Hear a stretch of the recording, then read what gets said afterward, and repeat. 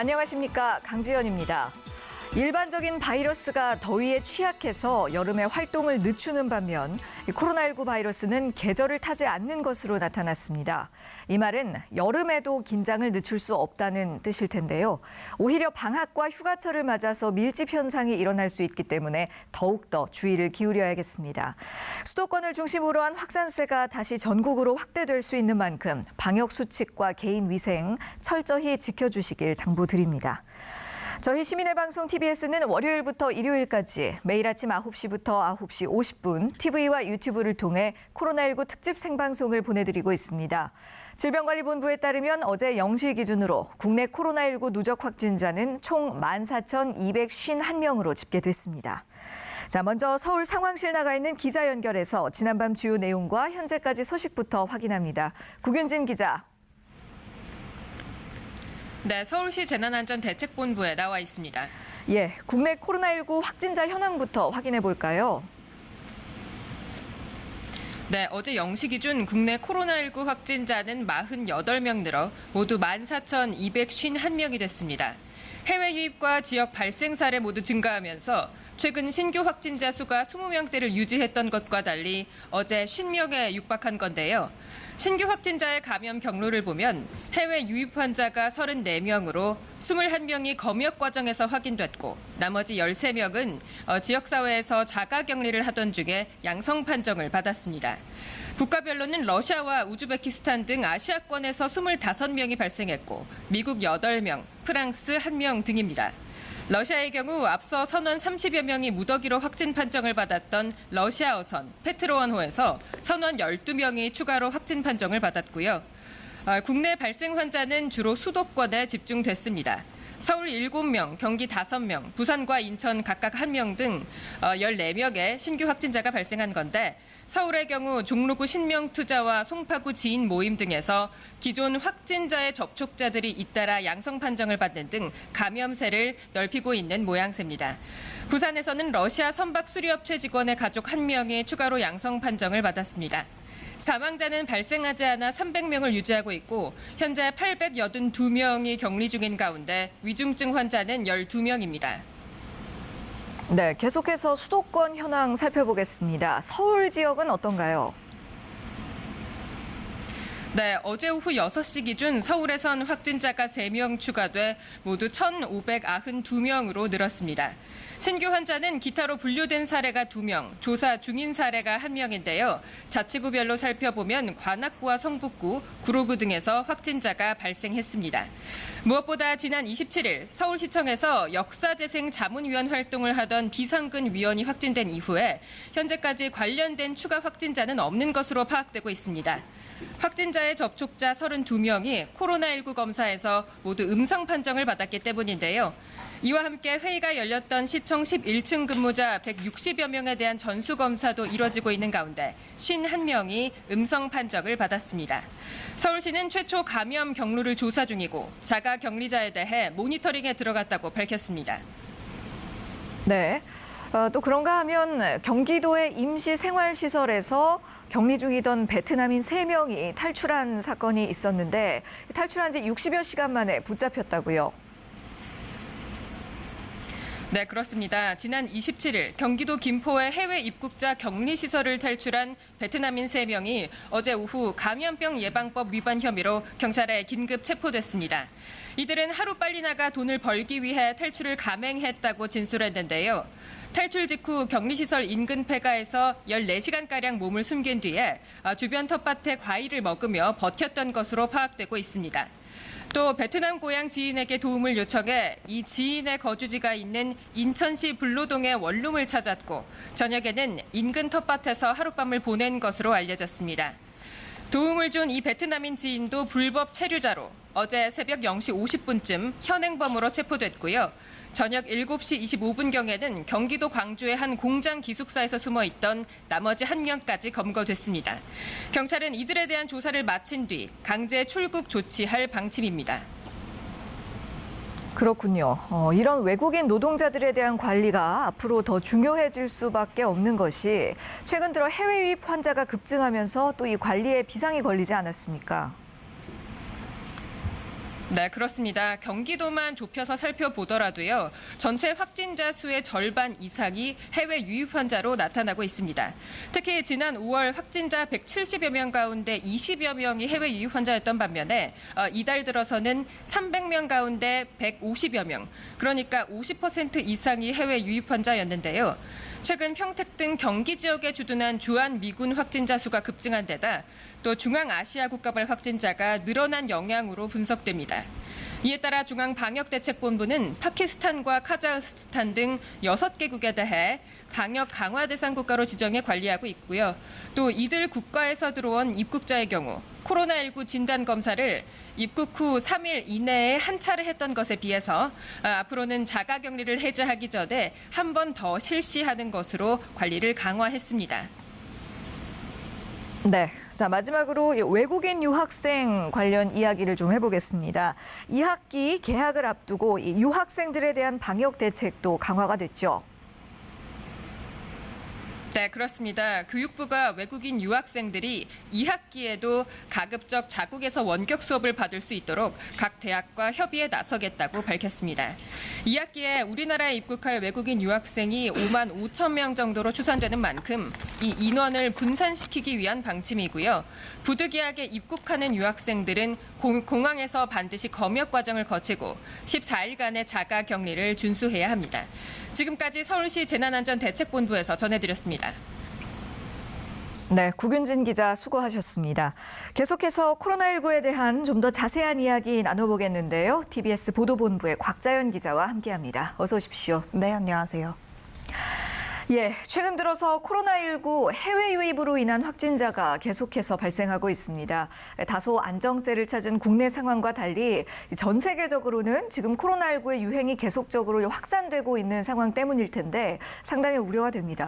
네, 어제 0시 기준 확진자를 놓고만 봐도 좀 그렇습니다. 신규 확진자 48명 중에서 해외 유입 사례가 34명인데 네. 이 중 내국인이 12명, 외국인이 22명으로 집계가 됐습니다. 외국인 중에서 러시아 입국자가 13명으로 해외 유입 사례의 절반 가까이를 차지하고 있는데요. 네. 부산에 입항한 러시아 선박 페트르 원호 관련 여파입니다. 지난 8일 입항한 페트르 원호에서는 최소 러시아 선원 44명이 확진됐고 선박 수리업체 직원 9명과 이들의 접촉자 2명까지 이렇게 감염이 된 것으로 알려졌습니다. 예, 맞습니다. 이렇게 집단 감염이 이어지고 있다 보니까 한 달 동안 부산항에 입항한 뒤에 확진 판정을 받은 러시아 선원들이 벌써 90명까지 늘어났습니다. 그런데 왜 이렇게 빠르게 확산을 하고 있는 걸까요? 네, 이 선박 안에서 부실한 선내 관리가 좀 추가 감염의 원인이 아니냐 이렇게 좀 지목이 되고 있습니다. 네네. 음성 판정을 받고 선내에서 격리하는 과정에서 관리가 좀 부실한 것 아니냐는 지적인데 부산국립검역소는 격리하는 선원에게 각방을 쓰게 하는 등의 방역 지침을 준수를 하고 있지만 방역 지침 준수를 좀 지시하고 있지만 제대로 시행되는지에 대한 관리나 감독은 좀 제대로 되고 있지 않다 이렇게 전했습니다. 예. 선내 상황을 확인하는 직원이 일단 상주를 하지 않는 상황이고 또 실질적으로 책임지는 주체가 없다는 건데 이 때문에 다수가 함께 생활하다가 추가 확진으로 이어진 것이 아닌지 이렇게 추측이 되고 있습니다. 네. 사실 이전에 확진자가 나왔었던 레귤호라든지 또 카이로스호 같은 경우에는 음성 판정을 받은 선원들을 별도 시설에 격리를 했더니 추가 감염으로 번지지 않았던 사례가 있지 않았습니까? 그렇기 때문에 지금 이 곽자연 기자가 얘기한 이런 주장에 무게가 실리는 게 아닌가 싶습니다. 네, 지금 해수부가 마련한 외국인 선원 격리 시설이 따로 있기는 합니다. 하지만 네. 이들은 교대하는 선원들을 위한 것이고 이미 포화 상태입니다. 또 현재 예. 수용 시설이 많이 부족한 상황에서 또 추가적으로 임시 시설을 확충하는 것이 좀 녹록치는 않은 상황인데요. 일단 정부는 러시아에서 출항하는 선박에 대한 방역을 강화하기로 했습니다. 방역 강화 대상 국가에서 입국하면 꼭 제출해야 하는 음성 확인서를 이제 러시아 선원 전원에 대해서도 의무적으로 좀 제출을 하게 했습니다. 예, 방역 강화 대상 국가에 대해서 시행하는 조치들을 이제는 그 러시아에 대해서도 적용을 하겠다는 것인데 조금 늦은 감이 있기는 합니다만 일단 할 수 있는 조치는 다 취해야겠죠. 예, 그리고 앞으로 추가 확진자가 좀 많이 나오지 않았으면 좋겠네요. 네, 이미 항만을 통한 지역사회에 추가 감염이 진행이 됐고 부산항뿐만 아니라 인천항에서도 확진자가 발생한 만큼 앞으로 좀 추이를 지켜봐야 하는 상황입니다. 네. 자, 이런 가운데 또 다른 집단 감염 사례죠. 이라크 건설 현장 근로자들의 추가 입국 소식이 있군요. 네, 정부가 이라크에서 근무 중인 우리 근로자 70여 명을 추가로 데려오기 위해서 네. 전세기를 띄우기로 했습니다. 이번 귀국은 지난 24일 1차 귀국 이후에 진행되는 두 번째 귀국이고 예정된 일정은 내일 오전 9시 30분쯤이 될 것으로 보입니다. 예. 지난 1차 귀국 때 290여 명이 들어왔는데 지금 77명이 치료 중입니다. 나머지는 임시 생활시설에서 생활을 하고 있고 또 이로 인한 지역사회 전파는 아직까지 없는 상황인데 네. 방역당국은 이번 귀국도 1차 귀국 때와 마찬가지로 검역 단계에서 유증상자로 분류될 경우에는 바로 진단검사를 시행하고 무증상자는 임시생활시설에서 진단검사를 받게 된다고 설명했습니다. 물론 음성으로 판정이 돼도 2주 동안은 계속 격리됩니다. 네. 전 세계적으로 코로나19의 확산이 심상치가 않다 보니까 이렇게 외국인 관련 소식도 끊이지 않고 있습니다. 또 최근 임시생활시설에서 생활하던 베트남인들 3명이 탈출했던 사건도 발생을 했죠. 그런데 이틀 만에 검거가 됐죠. 네, 앞서 들으셨지만 좀 자세히 전해드리면 네. 경기도 김포의 해외 입국자 임시시설에서 자가 격리 중에 달아났던 베트남인 3명이 모두 경찰에 붙잡혔습니다. 예. 경기 남부지방경찰청은 감염병 예방 및 관리에 관한 법률 위반 혐의로 베트남 3명을 지금 체포해서 조사를 하고 있다고 전했습니다. 이들은 지난 27일 오전 3시 10분쯤 임시생활시설을 무단 이탈한 혐의를 받고 있고 네. 사건 발생 이틀 만인 어제 오후 3시 45분쯤 인천 검단의 한 텃밭 움막에서 2명이 먼저 검거가 됐습니다. 나머지 1명도 저녁 7시 25분쯤에 검거됐습니다. 그래요. 그런데 이 임시생활시설에는 보통 그 1인 1실을 쓰게 되잖아요. 그렇기 때문에 서로 접촉이 어려웠을 것 같은데 어떻게 이렇게 같이 탈출을 하게 된 걸까요? 네, 일단 임시생활시설 지침을 어긴 것으로 좀 조사가 됐습니다. 예. 시설 안에서 함께 모여서 탈출을 좀 공모한 것으로 알려졌는데 탈출 직후 인근 폐가에서 14시간 정도 은신해 있다가 사건 당일 오후 4시 정도 이제 흩어진 것으로 알려졌습니다.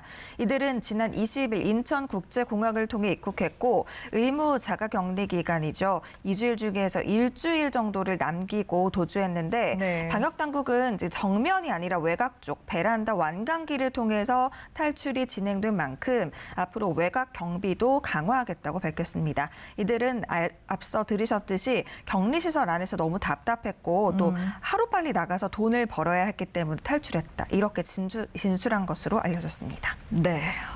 일주일 남은 시점이었으면 뭐 반을 보낸 것인데 네. 예. 좀 무모한 행동을 했던 것 같습니다.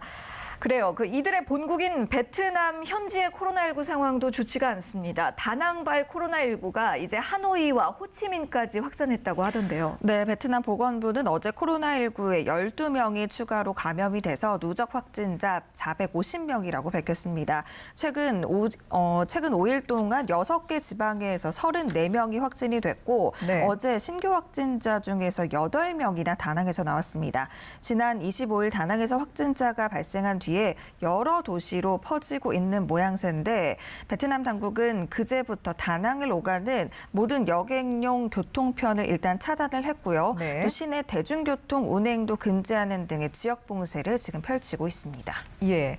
베트남에서 확진자가 발생한 것이 100일 만이라고 하던데요. 어디서 감염이 된 건지 그 감염의 근원지는 확인이 됐습니까? 일단 베트남 당국은 이번 지역사회 감염이 미립국에 의한 것이 아닐까 하는 추측을 하고 있습니다. 네. 지난 3월 중순부터 모든 해외 입국자를 원청적으로 이제 입국하지 못하게 하고 있었기 때문인데 이번에 발견된 바이러스가 기존 베트남에서 발견된 것과는 조금 다르기 때문입니다. 네. 이 확인 결과 해외에서 해외에서 유입된 변종으로 보고 있는데 전파 속도가 빠른 것으로 알려져서 당국이 긴장을 좀 하고 있습니다. 또 최근 다낭시에 관광객들이 많이 다녀간 것으로 알려졌거든요. 그래서 이번 2차 감염을 통해서 다시 베트남 전국으로 코로나19가 퍼지는 게 아닌가 하는 우려의 목소리까지 나오고 있는 상황입니다. 네, 그렇군요.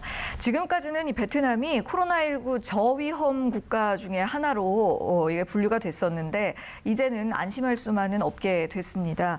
더욱더 조심을 해야 하는 상황입니다만 그런데 우리 정부가 중국과 베트남 또 캄보디아로 출장을 다녀온 기업인들에게 자가격리를 면제해 주기로 하지 않았습니까? 네, 앞서 언급된 중국과 베트남, 캄보디아 이 세 개국의 2주, 그러니까 14일 이내로 출장을 다녀온 국내 기업인들이 대상이 됩니다. 네. 어제부터 자가격리가 면제가 됐고요. 원칙적으로는 해외에서 입국하는 모든 사람은 14일 동안 자가격리를 해야 하고 입국한 지 3일 이내에는 꼭 코로나19 진단 검사를 받도록 돼 있습니다. 예. 근데 정부는 그동안 국제대회 참석을 하거나 입국 전에 제외 공간을 통해서 계약이나 투자와 같이 사업성으로 좀 왔다 갔다 하는 경우에는 자가격리를 면제해 왔는데 이번에도 좀 그런 경우가 해당이 되겠고요. 중앙재난안전대책본부는 이 특권이 부여되는 만큼 기업에서 더욱더 책임의식을 가지고 방역을 좀 잘 준수해달라 이렇게 전했습니다. 예, 그럼요. 그런 특권을 지금 받게 된 만큼 지금 말씀해 주셨듯이 어떤 책임감 있게 또 방역 관리에 더욱더 힘써야 할 것으로 보입니다. 자, 정부가 이런 조치를 내리게 된 배경을 살펴보자면 그 현장에서 비즈니스를 하는 경우에 자가격리 같은 그 해외 출장 절차를 이게 길고 복잡하게 거치다 보면 이것 때문에 그 비즈니스를 애초에 포기하는 경우가 많기 때문이 아닐까 싶은데요. 네, 해외 출장에서 돌아오면 사실 2주간 이제 자가격리를 해야 그러니까요. 하기 때문인데 사실 2박 3일의 단기 출장의 경우에도 이렇게 2주 동안 격리를 해야 하면 앞뒤로 준비 시간을 포함해서 거의 한 달 가까이 시간을 버리게 되는 경우가 허다합니다. 네. 이에 전경련은 오늘 글로벌 비즈니스 활성화를 위해서 출입국 제한을 완화하는 이런 주장이 담긴 출입국 절차 개선 방안을 정부에 제출했다고 밝혔습니다. 여기에는 기업인 본인의 의견을 적극 반영해서 면제를 좀 심사하거나 네. 자가격리를 단축시키는 방안 또 뿐만 아니라 외국인 투자자들의 입국 절차도 좀 완화해달라 이런 방안 등이 좀 담겼는데요. 네. 코로나19로 기업인들의 정상적인 해외 비즈니스 활동이 4개월 정도 봉쇄가 된 상태라고 호소한 것으로 알려졌습니다. 네, 자, 이 경제 이야기 조금 더 해보겠습니다. 상반기에 보건산업 수출액이 증가했다는 소식이 있는데요. 증가 규모는 얼마나 되는지요? 네, 거의 27% 가까이 증가해서 100억 달러에 육박했습니다. 한국보건산업진흥원이 발표한 자료를 보면 올해 상반기 보건산업 수출액은 총 96억 달러, 약 11조 4,500억 원으로 나타났습니다. 전년 같은 기간과 비교해보면 거의 27% 가까이 증가한 수치고 네. 품목별로 보면 의약품과 의료기기 분야에서 성과가 좀 눈에 띕니다. 지금까지는 코로나19 진단키트와 같은 이런 진단키트가 해외에서 우리나라께 그렇게 각광을 받지는 못했는데요. 코로나19가 확산이 되고 또 국내 진단 제품의 해외 수출이 좀 늘어나게 되면서 이렇게 수출 비중이 증가한 것으로 분석이 되고 있습니다. 네. 화장품 역시 세안용품이라든지 손세정제 수요가 좀 늘어나면서 이제 이렇게 관련 제품 수출이 증가하게 된 건데요. 올해 6월 기준으로 산업별 수출 6위를 기록했습니다. 근데 이건 석유 제품이나 선박, 디스플레이나 컴퓨터 등 우리나라 주요 산업군의 수출 실적을 뛰어넘는 수치라서 굉장히 좀 주목이 됩니다. 예. 우리나라의 그 주요 수출 품목들을 지금 이 상황에서만큼은 지금 이렇게 뛰어넘은 성적을 보여주고 있다는 내용인데 코로나19의 위기를 또 기회로 극복한 사례라서 더욱 반갑게 느껴지네요. 이번 기회를 발판 삼아서 앞으로도 더욱더 발전했으면 좋겠습니다. 자, 코로나19 때문에 분위기는 잘 나지 않습니다만 이제 또 휴가철이지 않습니까? 또 거리두기 잘 지키면서 휴가를 즐기시는 분들도 많으실 텐데요. 그런 와중에 휴가 갑질이라는 단어도 등장을 했다면서요? 네, 뭐 확진자가 방문을 해서 병원이 폐쇄됐기 때문에 직원들에게 연차 휴가를 써라라고 강요를 한다든지 확진자와 동선이 겹쳐서 병원 검사를 받게 됐는데 이때에도 좀 뭐 개인 연차를 쓰라고 했다. 이런 사례가 좀 공개가 됐습니다. 네. 노동 전문가들이 모여서 만든 시민단체 직장 갑질 119는 최근 코로나19 상황 속에서 사용자들이 임의로 노동자들의 연차 유급 휴가를 강요한 사례를 공개했습니다. 예. 코로나19를 핑계 삼아서 불법적으로 연차를 사용하게 하거나 또 무급휴직이나 권고사직을 강요하는 사례도 언급이 됐는데 근로기준법상 연차 유급휴가는 근로자가 원할 때 사용하는 게 원칙입니다. 그렇죠. 그렇기 때문에 이들은 사용자가 일방적으로 연차휴가를 강제할 수 없다 이렇게 강조를 했고요. 앞서 고용노동부도 코로나19 확산 예방 및 확산 방지를 위한 사업장 대응 지침에서 연차 유급휴가는 근로자가 청구한 시기에 줘야 하고 또 근로자의 의사와 관계없이 강제로 사용하게 할 수 없다고 밝힌 바 있습니다. 네, 잘 들었습니다. 지금까지 TBS 보도본부 곽자연 기자와 이야기 나눴습니다. 수고하셨습니다. 고맙습니다. 지금 여러분께서는 코로나19 특집 생방송 TBS와 함께하고 계십니다. 네, 이번에는 코로나19 관련된 국내외 현황과 또 심층적인 이슈들 전문가와 함께 짚어보는 시간입니다. 먼저 김경우 서울백병원 가정의학과 교수 모셨습니다. 어서 오십시오. 안녕하세요. 그리고 TBS 강양구 과학전문기자도 함께해 주십니다. 안녕하십니까? 네, 안녕하십니까?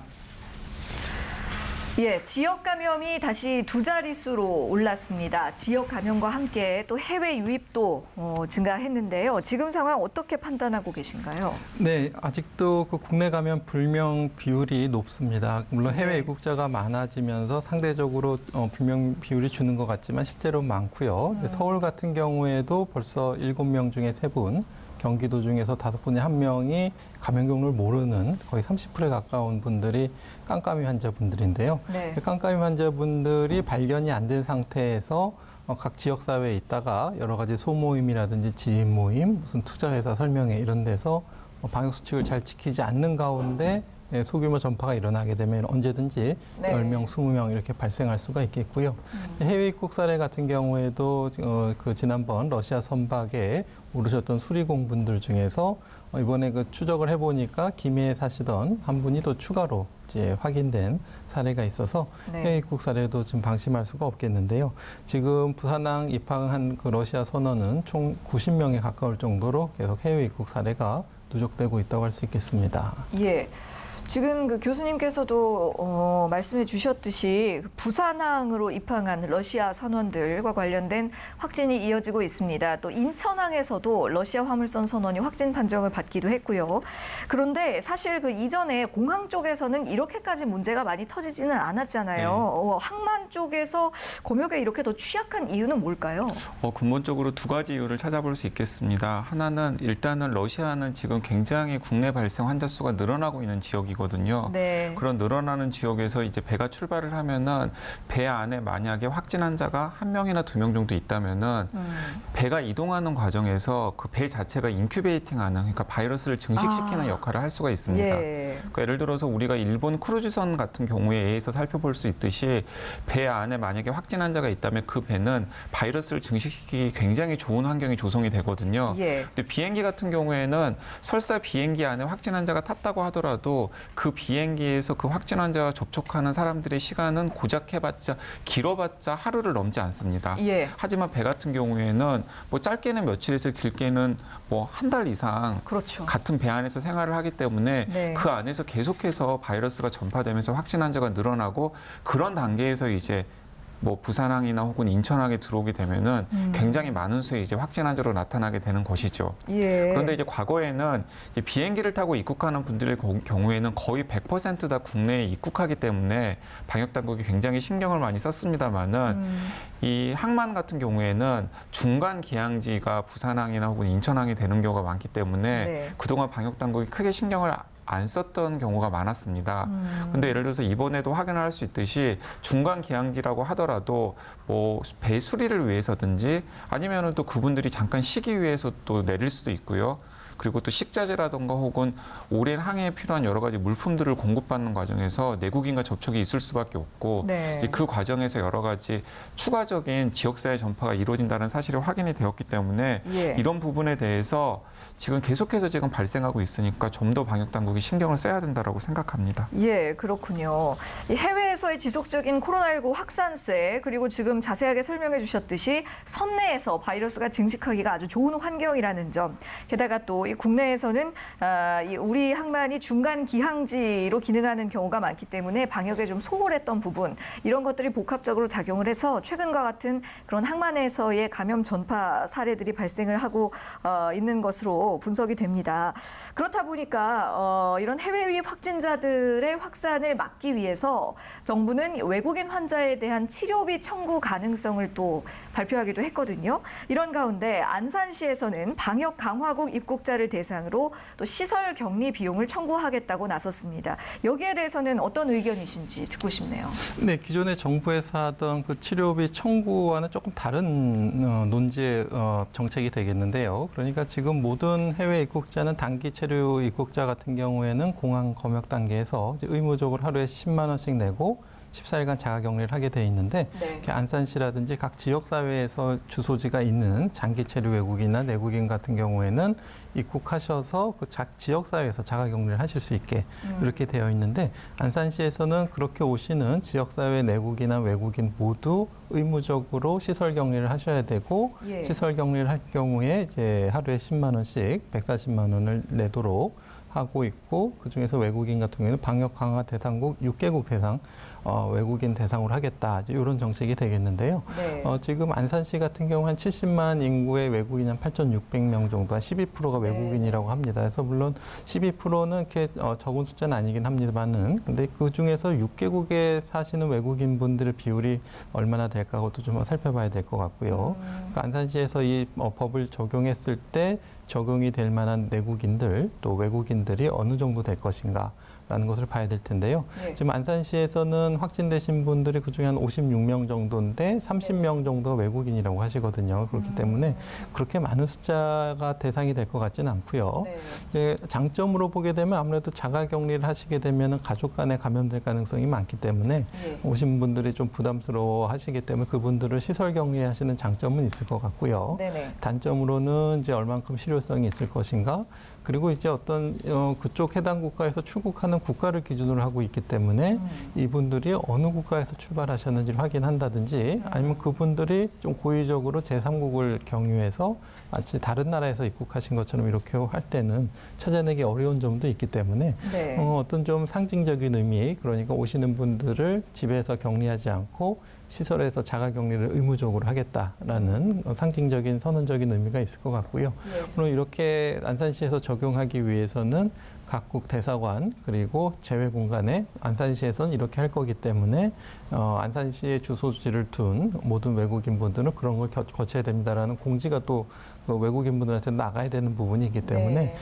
이제 물론 이제 하겠다고 했는데 아주 구체적으로 어떤 숙박 시설에서 이제 어떻게 할지는 구체적으로 정해지지는 않았지만 안산시 만약에 그 좋은 제도로 가면 안산시 단독으로 하는 것보다는 좀 경기도 몇 군데 시군구가 좀 같이 모여서 하는 것이 조금 더 효율적일 수는 있을 것 같은데요. 예. 일단 이 제도가 어떻게 시행되는지 잘 좀 지켜봐야 될 것 같습니다. 예, 그렇습니다. 이렇게 뭐 정부 방역 당국 차원에서도 또 각 지자체 개별적으로도 외국인들에 대해서 강화된 정책을 펼치고 있는 상황인데요. 그런데 여기서 또 이런 의문이 들기도 합니다. 해외 유입 사례를 막기 위한 방법으로서 이런 의무 격리라든가 치료비를 청구한다든가 이런 방향의 강화 정책만이 최선일까요? 강 기자님 생각은 어떠신가요? 근데 이제 이 부분이 아까 어려운 부분이긴 합니다. 아까 김경호 교수님께서 잘 설명을 해주셨습니다만은 이제 몇 가지만 덧붙이면은 안산시에서 이제 이런 정책을 고민하게 된 배경이 있습니다. 네. 왜냐하면은 그 실제로 이 방역 강화 대상국 6개국에서 입국하시는 분들 중에서 확진 환자 비율이 조금 높은 측면이 있다고 합니다. 네. 안산시에서는 어떤 고민이 있냐면 이제 공항에서 이분들 같은 경우에는 저는 안산에 주소지가 있습니다라고 신고를 합니다. 네. 근데 막상 현장에 이제 보건소 직원들이 그 주소지를 가보면은 보통 지인들의 집에서 임시 묵는 경우가 많은데요. 대개는 집이 굉장히 협소해서 예. 우리가 일반적으로 생각하는 자가격리가 사실은 불가능한 수준의 네네. 집이라는 거죠. 이제 그렇기 때문에 이제 그 안에 안에서 또 이 동거인들을 통한 전파를 통해서 지역사회 감염으로 이어질 가능성이 있기 때문에 네. 안산시에서는 일단 안산으로 입국하는 외국인들의 경우에는 주로 이주 노동자들인데 예. 이제 무조건 이제 14일간 시설 격리를 하고 그 시설 격리에 소요되는 비용 140만 원을 청구하겠다라고 이제 밝힌 것입니다.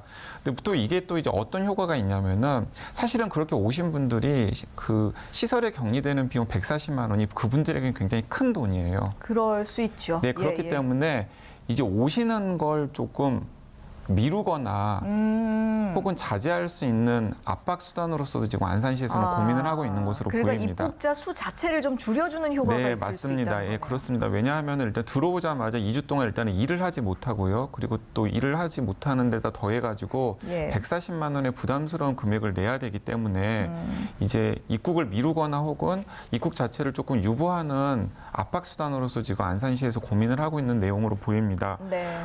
그런데 일단은 이제 안산으로 들어오는 이주 노동자들 같은 경우에는 어쨌든 국내 업체에서 필요하기 때문에 계속해서 들어오시는 거잖아요. 네. 근데 이제 그분들을 이제 이런 식으로 만약 막는 수단으로서 이 140만 원이라고 하는 시설 격리 비용을 청구하는 것이 과연 효과적인 수단일지에 대해서는 조금 지켜봐야 될 것 같다라는 생각이 들고요. 예. 제가 생각하기에는 뭐 의무격리라든가 혹은 치료비 청구 같은 경우는 일단 들어오신 분들에게 뭔가 부담을 지어가지고 이제 뭔가 이 치료 효과를 그 방역의 효과를 노려본다라는 것인데 예. 그것보다는 그 우리가 이주 노동자들을 좀 감당하기 어려운 상황이라면은 아예 들어오는 숫자 자체를 좀 줄여야 된다라는 생각이 듭니다. 네. 몇 가지 이미 좀 조치를 취하고 있는데요. 예를 들어서 뭐 입국하는 비행기의 좌석수 점유율을 60% 이하로 조정을 한다든지 아니면은 입국할 때 꼭 음성임을 표시할 수 있는 증명서를 가지고 입국을 필수로 한다든지 등등의 조치를 취하고 있는데 그런 조치들을 좀 더 적극적으로 보완을 해서 들어오는 입국자 숫자를 줄여야지 예. 일단 입국하시는 분들에게 뭔가 부담을 지어가지고 방역을 막는다라고 하는 것은 제가 보기에는 큰 효과는 없고 오히려 우리나라에 대해서 잘못된 이미지만 좀 더 씌우는 것이 아닐까 하는 생각이 듭니다. 네, 지금 중요한 포인트를 지적해 주신 것 같은데요. 지금 이 고민을 하고 있는 뭐 의무 격리라든가 치료비 청구라든가 뭐 이런 방안들은 사실 말씀해 주신 대로 그 외국인들이 입국을 한 이후에 그런 어떤 그 시행이 되는 그런 방안들이지 않습니까? 그런데 지금 강 기자님 지적처럼 그 입국 이전의 단계에서부터 국내로의 입국자 수 자체를 좀 줄여갈 수 있는 그런 방법을 좀 고민하면 좋지 않을까 싶네요. 자, 그런가 하면 또 내일 이라크 현지에 남아있던 건설 근로자 70여 명이 귀국길에 오르게 됩니다. 또 지난번과 마찬가지로 방역에 철저하게 신경을 써야 할 텐데요. 특히 어떤 부분에 더 주의해야 할지요? 네, 그 지난 24일 날 1차적으로 293분의 이제 근로자들이 귀국하셨는데요. 네. 그중에서 확진이 77분이 이제 되셨다고 알려져 있습니다. 물론 이제 오실 때 유증상자, 무증상자 구별해서 좌석도 별도로 배치를 했는데요. 이제 98명 중에서 이제 다 양성이신 분은 아니시고 네. 또 증상이 없다고 해도 또 음성이신 분은 아니기 때문에 네네. 일단은 증상자, 무증상자 좌석을 분리하더라도 거기서 방역 수칙을 잘 지켜주셔서 마스크 착용이라든지 거리두기 이런 것들을 기내에서 잘 해주셔야 될 것 같고요. 예. 그다음에 도착하고 나셔서 이제 PCR 전수 검사를 받아서 아마 증상이 양성이 나오신 분들은 치료 시설로 옮겨지고 음성이신 분들은 이제 격리 시설에서 이제 2주간 자가격리 의무적으로 이제 격리를 하실 것으로 예상이 되는데요. 예. 아무래도 이동 과정에서 이제 교차 감염이 없도록 해주셔야 되는 부분이 지난번 들어오셨던 것처럼 잘 이루어질 것으로 기대가 됩니다. 예, 잘 알겠습니다. 자, 이번에는 조금 또 다른 이야기를 해볼까 합니다. 5월 이후로 현재까지 아동 확진자 수가 100명을 넘어섰다고 하던데요. 이 아동들의 감염 상황은 지금 어떤지 한번 짚어봐야 할 것 같습니다. 네, 그렇습니다. 그동안 이제 학교 방역을 통해서 이제 많은 그 교내 감염은 없었고, 네네. 대전 촌동중학교 학교 내 사례, 그러니까 식당에서 같이 식사를 하다가 이제 감염된 사례 하나밖에는 없고 이제 학교 내 감염은 거의 없었는데요. 이제 방학이 되면서 이제 학생들이 이제 가정이라든지 학원 같은 지역 사회에서 이제 생활을 하게 되는 예. 상황이 됐고요. 물론 이제 대부분의 이제 학생들 감염은 가족 내에서 감염된 사례가 60% 이상을 차지했고, 그 밖에 이제 학원이라든지 이제 다중이용 시설에서 감염된 사례들이 있는데 아무래도 방학이 되게 되면 가족하고 지낸 시간도 많아지고 또 이제 다중이용시설을 또 방문할 기회가 많기 때문에 학생들은 최대한 다중이용시설 노출을 좀 피해야 되겠고 학원을 갈 때도 방역수칙을 잘 지키고 또 학생들을 가르치는 학원에서도 방역수칙을 잘 준수할 수 있도록 환경도 잘 만들어주고 하는 노력들이 같이 필요할 것 같습니다. 예, 강 기자님께서도 덧붙여주시겠습니까? 네, 그렇습니다. 근데 일단은 가족 간 전파 사례는 사실은 막기가 굉장히 어렵습니다. 일단은 가족 중에 한 명이 확진이 되면은 가족 안에서 방역 수칙을 신경 쓰면서 일상생활을 하기는 굉장히 어렵기 때문에 네. 일단은 가족 중에서 한 명이 생기면은 그 가족 간의 전파는 사실은 불가피하다라고 생각을 해야 될 것 같거든요. 네네. 그렇기 때문에 방학이 되면은 이제 가장 중요한 문제는 아이들 같은 경우에는 이제 학원을 다닐 가능성이 큰데요. 예. 사실 그동안 학교에서 집단 감염이 없었던 가장 중요한 이유 중에 하나는 선생님들이나 혹은 학생들이 교육보다는 방역에 굉장히 신경을 썼기 예, 때문이거든요. 그렇죠. 근데 학원 같은 경우에는 아무래도 학교보다 매일 나갈 가능성이 굉장히 크고요.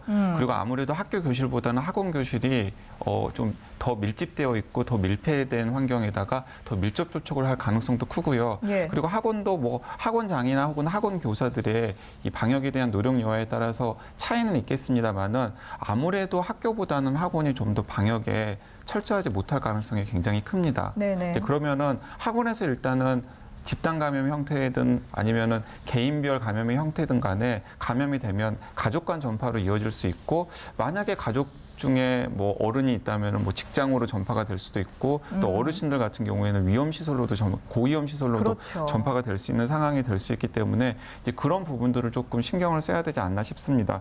그리고 그 김경호 교수님께서 말씀하신 통계에서도 조금 나눠서 살펴봐야 될 부분이 있는데요. 네. 5월 이후에 이제 3세에서 18세 확진자가 총 111명입니다. 네. 그런데 지금 국내외 이제 이 10대 이하의 이 추이를 살펴보면 한 가지 이제 특징적인 게 있는데 중증으로 이어지는 사례는 사실은 거의 없어요.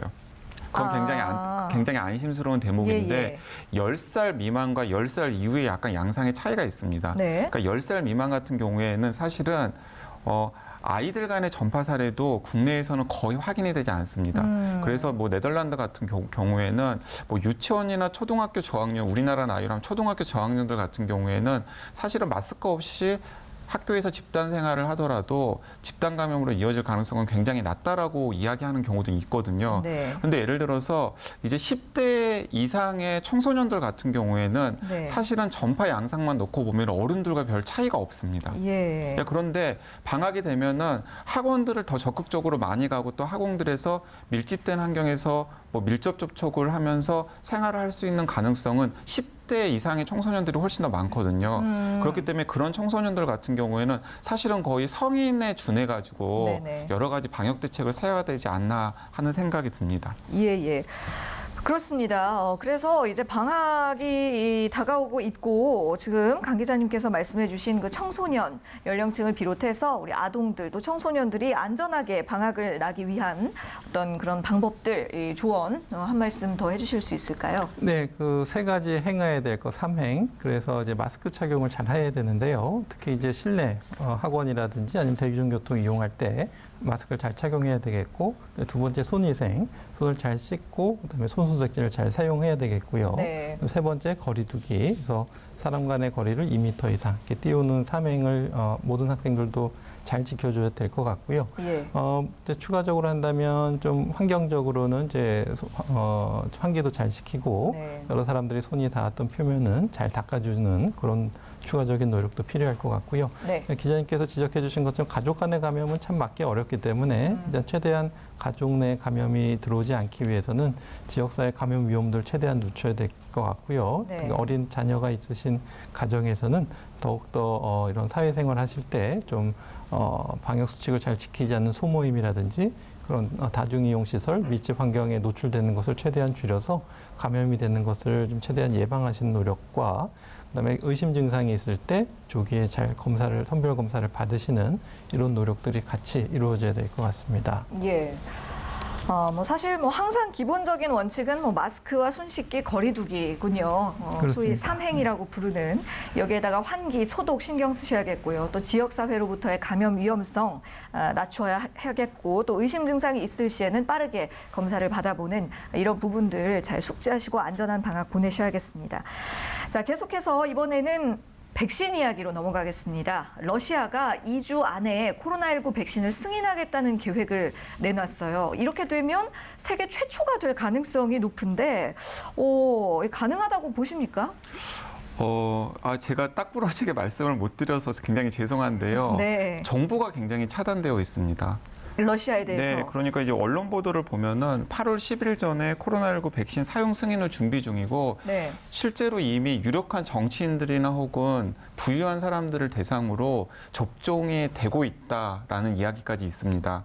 이미 접종이 되고 이미 있다고요? 접종이 되고 있고요. 오. 그리고 또 예를 들어서 뭐 정치적인 권력을 쥐고 있는 분들이나 혹은 상당한 부를 가지고 있는 분들이 예. 앞다퉈가지고 이 백신을 맞고 있기 때문에 상당히 안전성에 있어서는 자신이 있다라는 이야기일 수도 있거든요. 예. 이 안전성에 자신이 없으면 그런 사람들이 먼저 나서가지고 접종을 하지 않을 것이니까요. 네. 그런데 예를 들어서 기존에 개발 중인 다른 백신과 다르게 어떤 메커니즘의 백신인지 그리고 또 어떤 효과가 있었는지 예. 그리고 안전성을 위한 어떤 점검들을 했는지에 대한 데이터들이 지금 투명하게 공개가 되지 않고 있기 때문에 네. 지금 전 세계의 백신 전문가들이 모두가 다 굉장히 미스터리하게 지켜보고 있는 상황입니다. 네네. 근데 어쨌든 간에 아까 방금 말씀드렸던 것처럼 이미 백신 접종이 시험적으로 하고 있는 상황이기 때문에 러시아에서 그냥 아무런 대책 없이 마냥 그렇게 찔러 넣었을 리는 없을 것 같거든요. 예. 그래서 뭐 이제 그 백신 개발을 위한 뭐 해킹 같은 이런 약간 뭐 영화나 드라마에서는 네네. 보는 듯한 뉴스도 있었지 않습니까? 네. 그래서 어떻게든지 간에 러시아가 뭔가 무엇인가를 개발을 했고 그걸 지금 이제 시행 단계에 이제 옮기는 것이라고는 생각할 수 있겠는데요. 그 단계까지는 지금 팩트가 확인이 된 부분이죠. 네, 그렇습니다. 그러니까 일단 예. 지켜봐야 될 것 같습니다. 그렇군요. 또 러시아, 참 궁금해지네요. 네. 어떻게 진행이 되고 있는지.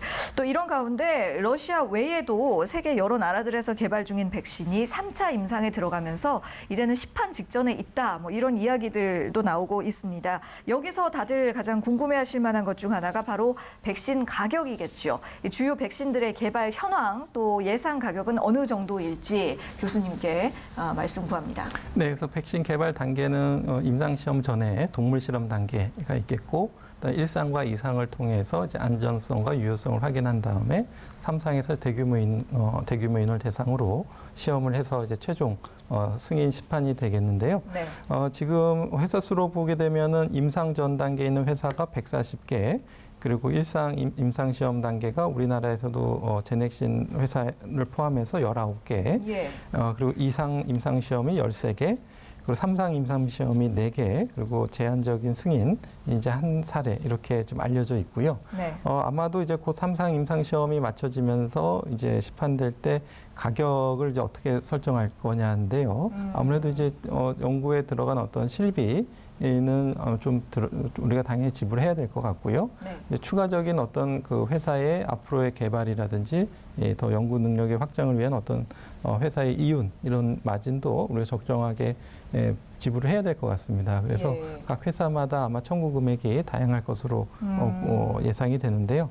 기존에 여러 가지 맡고 있는 독감이라든지 여러 가지 뭐 다른 예방 접종 같은 경우에도 가격이 좀 다양한데 뭐 또 10만 원 전후가 되는 가격도 많이 있거든요. 이미 네네. 나온 예방 접종 중에서도. 그래서 이 코로나19 백신 가격은 이제 회사에서 이제 가격 정책을 하고 또 그걸 이제 승인하는 과정에서 가격의 적정성 같은 것을 검토할 수 있을 것 같은데요.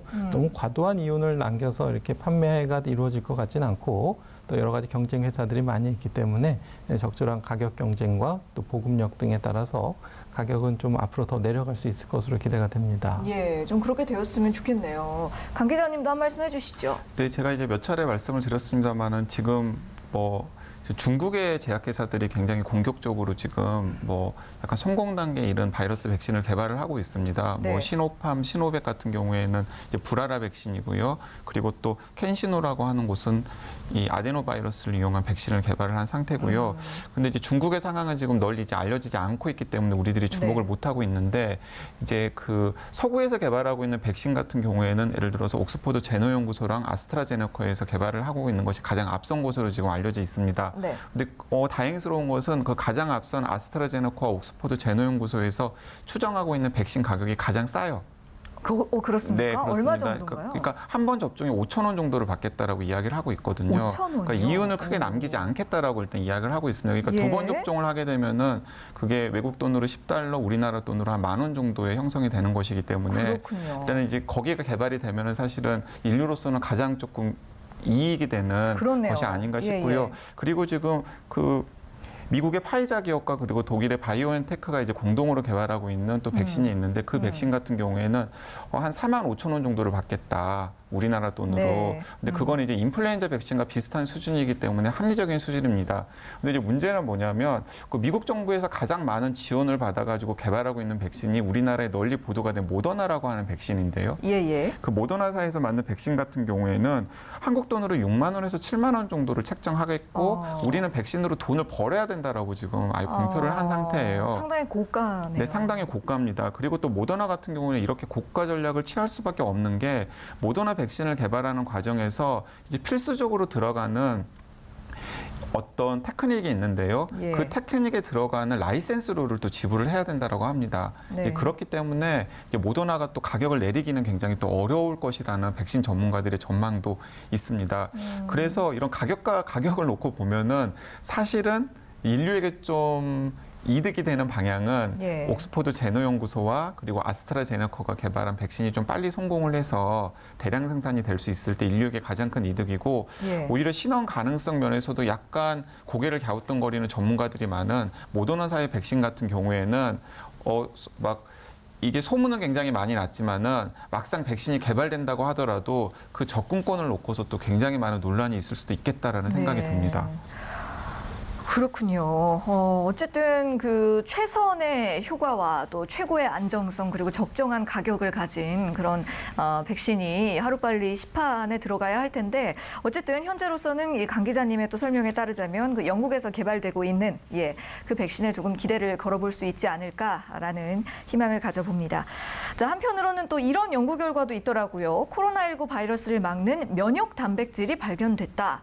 라는 내용이었는데 이거는 무슨 얘기인지 또 네. 어떤 의미가 있는지요? 네, 일단 쥐를 상대로 동물 실험을 해봤는데요. 예. 이 우리 몸에 이제 특정한 면역 단백질이 우리 몸에 이제 자연스럽게 있는 것인데 이제 그것을 이제 쥐를 상대로 실험을 해봤더니 그러니까 그 면역 단백질이 없는지와 그리고 있는지를 상대로 해가지고 코로나 바이러스를 주입을 해봤더니 그 면역 단백질이 있는 경우에는 코로나 바이러스가 그 몸 안에 있는 세포와 결합하는 것을 차단하는 효과가 있었다라는 실험 결과를 얻었습니다. 네. 그러면 이런 면역 단백질을 이용해서 치료제나 혹은 백신을 만들 가능성이 또 있기 때문에 네. 지금 뭐 기대를 모으고 있는 연구 결과입니다. 예, 그렇군요. 예, 그리고 마지막으로 교수님께 한 가지 질문 드리겠습니다. 보통 이 바이러스는 여름에 좀 취약하다고 알려져 있는데 이제 코로나19는 계절을 타지 않는다라고 WHO에서도 발표를 했어요. 그래서 이제 앞으로가 더 중요하고 위험한 시기가 아닌가 싶은데 안전하게 여름나는 조언 마지막으로 간략하게 듣고 마무리하겠습니다. 네, 아무래도 여름철에 높아지는 질환이 온열 질환이 되겠죠. 열사병, 일사병. 그래서 더운 데 노출되고 탈수가 되면 사람 체온이 올라가기 때문에 그러면서 이제 열이 나고 몸살이 생기면 이것이 코로나19 증상은 아닌지 또 의심이 될 수가 있겠고요. 네. 또 이제 식중독과 같이 오염된 세균이라든지 바이러스를 우리가 먹었을 때 열이 나고 또 몸살이 나면서 주로 이제 소화기 증상, 설사라든지 구토, 복통 이런 것들이 나타날 수가 있겠는데요. 이제 열이 나고 몸살이 나는 것은 이제 코로나19와 좀 유사할 수가 있겠지만 일단은 네. 혹시라도 코로나19 가능성은 없는지 진료와 선별 검사를 받는 것이 좋겠고 네. 아무래도 온열 질환 예방을 위해서는 너무 더운 환경에 노출되지 않고 충분한 수분을 드시는 것이 필요하겠습니다. 네. 자, 지금까지 김경우 서울백병원 가정의학과 교수, TBS 강양구 과학전문기자와 함께했습니다. 수고하셨습니다. TBS 특집 생방송 코로나19를 마칩니다. 고맙습니다.